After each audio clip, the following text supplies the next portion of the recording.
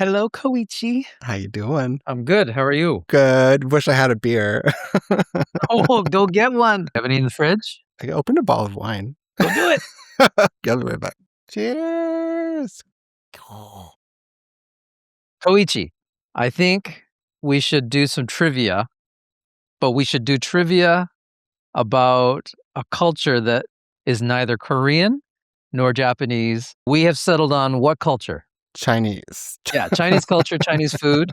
So I have Yes. brought trivia questions that I think you cannot answer, or you're going to have a lot of trouble because I've been tricky with this stuff. Okay. Are you ready for the first question?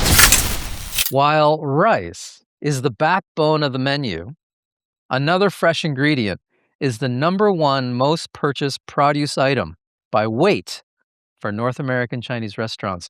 What is it? Do I have options? My bad. Okay. I was like, oh my God, there's so many vegetables.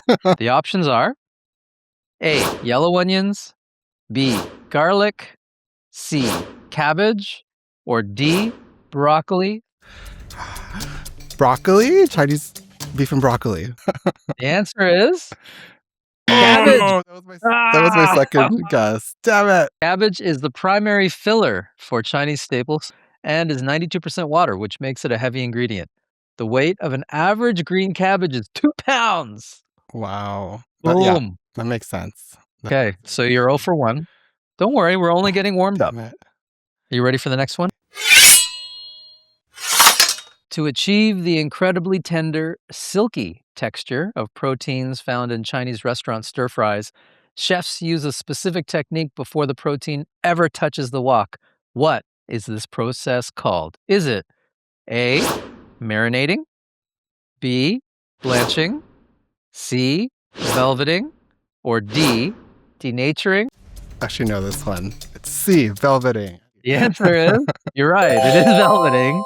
You get the point. It's a 2-stage process. So you have the baking soda, so that denatures the proteins on the surface. And then the cornstarch is more of a barrier. So when you throw the meat into the wok, the high heat immediately turns that outside layer into gel, creates a protective barrier so that it doesn't scorch the outside of the beef before the inside is cooked.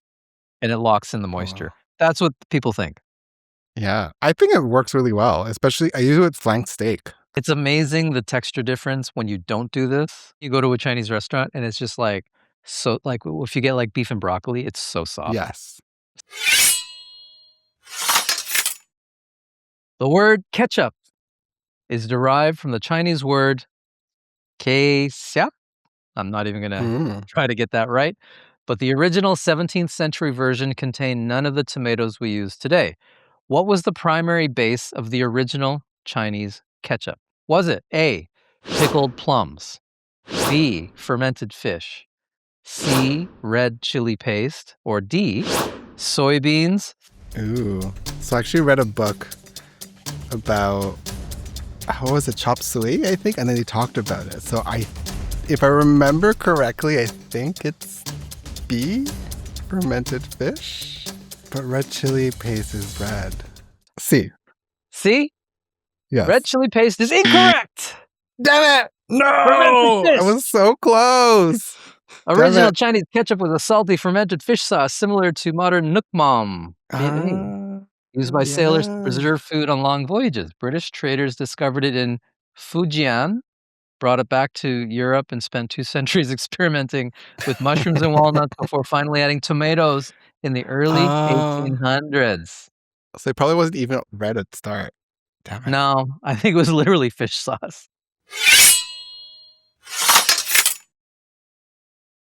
Let's talk about Sichuan peppercorns.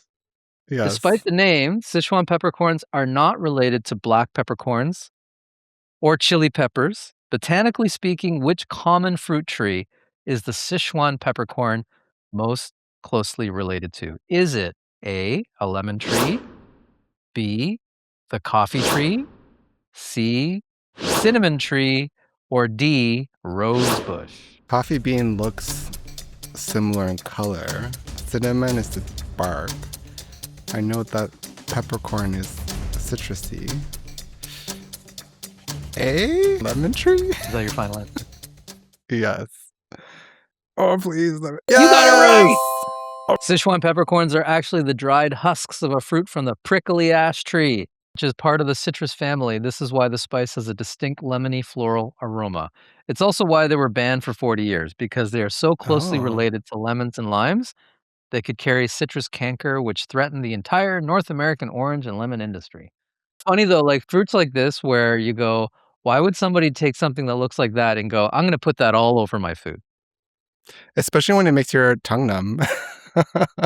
I have read while I was researching this question that this actually makes your tongue vibrate at a certain frequency, which tricks your brain into thinking that it's numb, but it's actually just like doing this at 50 hertz. I mean, it sounds like a form of like paralysis or something. So wild.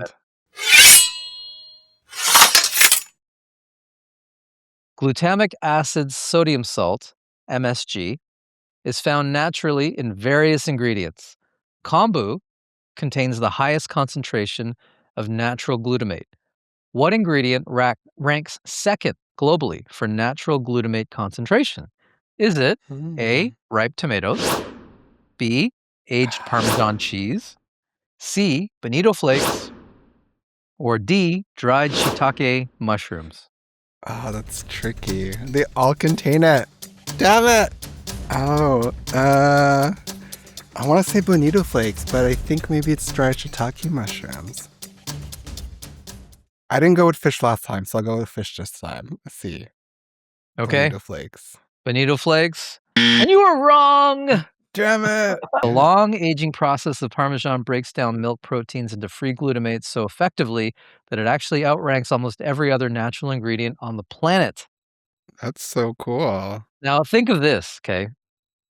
You know how on packaging it'll say, no added MSG. Mm-hmm. Imagine now people have to say, no added Parmigiano Reggiano. Like, how stupid are people to think that there's something wrong with MSG, especially when, right? North America and Europe's favorite cheese topping contains the most in the world except for kombu. Totally. Like, imagine just having no added MSG to Parmesan packaging. People would try it.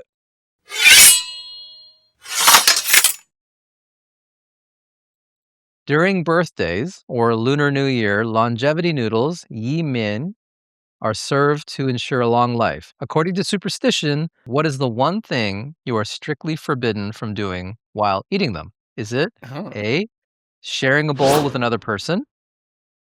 B, cutting or breaking the noodles with your teeth or chopsticks? C, adding soy sauce to the noodles at the table? Or D, not finishing the entire dish in one sitting?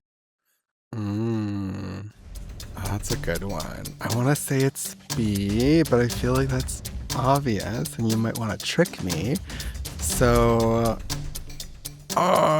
sharing a bowl with another person so that you don't take their life and they don't take yours? That's my guess. Final answer? Yes. I tricked you by thinking I was going to trick you. Cutting the noodles symbolizing cutting life short. To maximize luck, you must slurp the entire noodle into your mouth in one continuous strand. The longer and healthier the life of the person eating, it is said to be. The longer and more intact the noodle, the longer and healthier the life. But like when they do the stretch noodles, those are long ass noodles. Those are long ass noodles. Maybe these aren't that long. But I don't know, like this picture, these noodles look really long. They do look long. It's 2 noodles. It's one long noodle. Now, hopefully you didn't think they were too hard. I thought they were still gettable. I think you were way nicer than me. Are you going to be really mean to me now?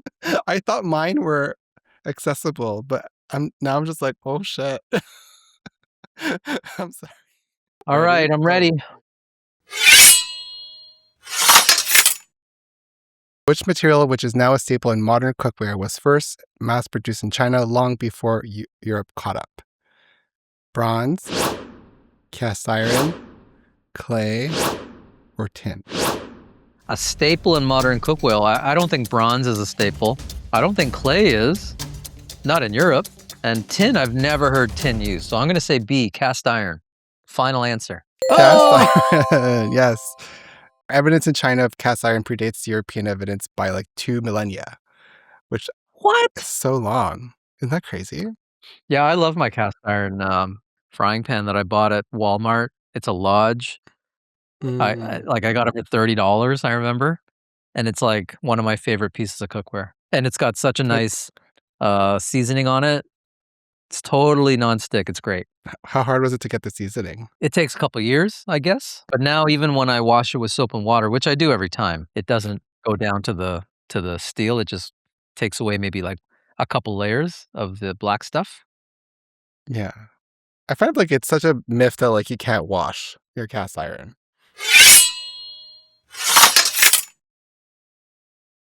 Which fruit, often linked to European cuisine, was first domesticated in China thousands of years ago? Is it apple, pear, peach, or plum? Okay, well, it's not plum. I think of plum and I think of Asian food, like Japanese especially. Pear is Korean-ish. Peach, maybe, but I don't really associate peach with European cuisine, so I'm going to say A, apple. Peach. What do Europeans make with peach? Pies. Crumbles. Crumble. Pretty sure that's American. Oh, that's true. Damn it. They found like peach fossils that predates like existence of humans in China. So technically peaches were in China before humans. So what does the term dim sum literally translate to? Small bites, tea snack, touch the heart, morning meal. C, touch the heart. Final answer. You got it. And side fact, the heart character makes reference to the anatomy of the heart. So you can see like look at that. Yeah. I didn't know that though. Yeah, it's like I guess the arteries and stuff.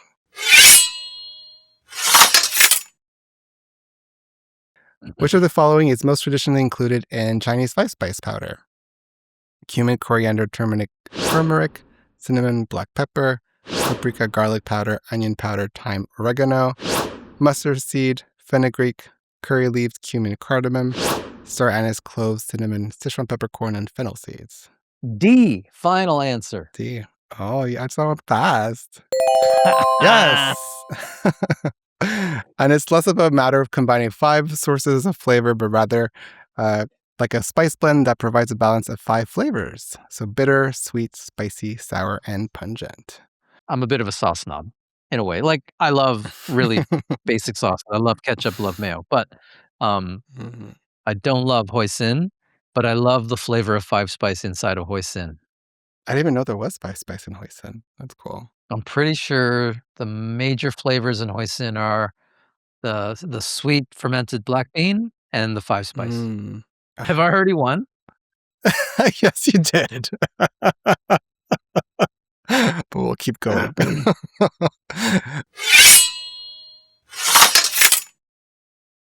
Which of these is a 20th century Chinese dish? Mapo tofu, dandan noodles, kung pao chicken, or tomato and egg stir fry? Mapo tofu's from the 1880s. Dandan is even older. I feel like it might be kung pao. That just sounds so made up. And tomato and egg stir fry must be like ancient. So I'm going to say kung pao chicken. C, final answer. Okay. It's actually tomato and egg stir fry. So although tomatoes were introduced to China in the 16th, 17th century, they only became a home staple in the 20th century. Oh, I don't even know what a tomato egg stir fry is. What is that? Oh, it's basically just like a silky egg scramble with like a bunch of tomatoes in it. It's actually really good. I read somewhere that like it's a lot of people's first like dish that they learn to do.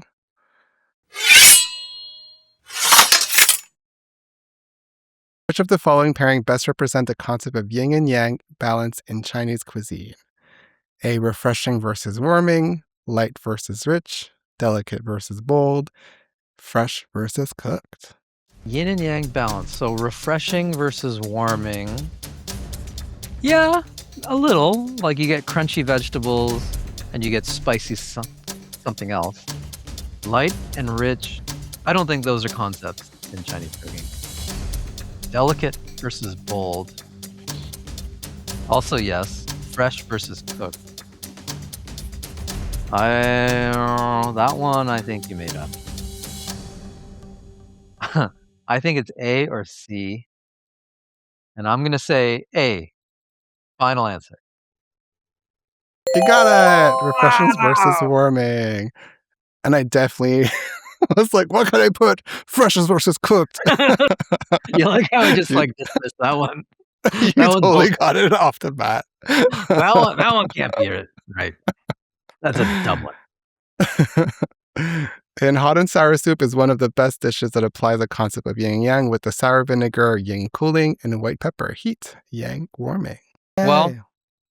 I guess that means It was fun. Yeah, actually, I did learn a lot just doing the research for the questions. Totally. You learn a lot. I wonder if we should each do one, like a one country, you know what I mean? Instead of Not both do the having the same same one? country. Yeah. Okay. Although next time, I better win. Yeah. Because 3 out of 0 would be so embarrassing. Well, actually, I think we would have been kind of tied or closer to tied because you had just talked yourself out of some correct answers. You had them. You were like, That's no, I think true. it's that one, but I think you're tricking me. Okay, so learning my gut and trusting you more? Yeah. You rationalized yourself Amazing. out of it. All right. Yes. Well, that was great. Yay. Bye. Bye.